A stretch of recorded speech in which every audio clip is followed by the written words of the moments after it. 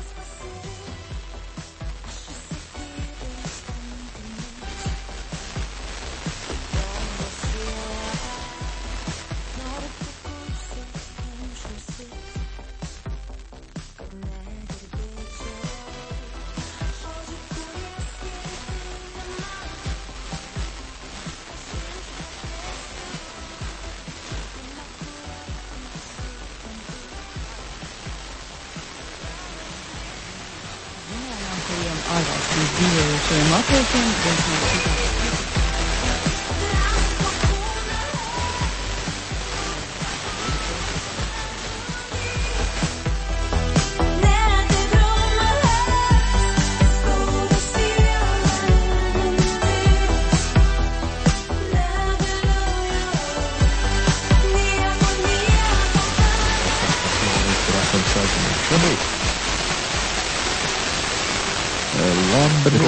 Dzirdi mūs, jā?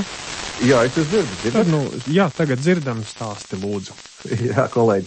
Labrīt. Jā, Birkenkungs paviesojās arī radiomājā, un arī man bija tas gods ar viņu nofotografēties un, kā saka, paspiest roku šim te leģendārajam, jāsaka, cilvēkam, cik jau spietīšu sirdī un dvēselē, un tā jau jūs pareizi teicāt, šogad sagaidīt apaļo 70 gadu jubilēju, un tas bija par iemeslu par pamatu koncertiem Vēs kultūras pilī, kuru es ceru viņa talantu cienītājiem tomēr izdevās apmeklēt, jo vispār mākslinieks tā, starp citu, arī izteicies, ka mūzikai it kā metīšot mieru, vairāk pievērsīšoties citām lietām, piemēram, grāmatas rakstīšanai, kur tur viņš ir uzsācis, vai kā.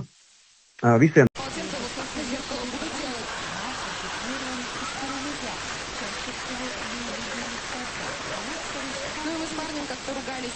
По поводу домашних дел, и я ему говорю, давай я не буду работать, буду все делать по дому. Он говорит, ты всю жизнь работала, ты не сможешь сидеть дома.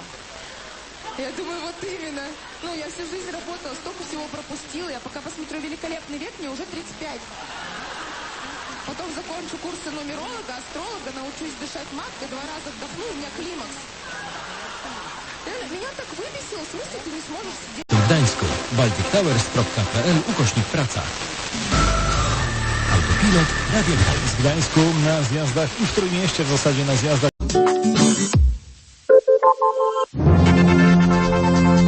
Vienmēr pirmais. Latvijas Radio 1. Ar ziņām 9 no rīta studijā Paula Feldmane. Latvijas ārstu biedrība rosina likuma grozījumus, lai turpmāk tai būtu tiesības publiskot ētikas komisijas lēmumus par kolēģu ārstu darbu. Tāda biedrības rīcība seko pēc tam, kad daļas sabiedrības sašutumu raisīja ārstu biedrības klusēšanu.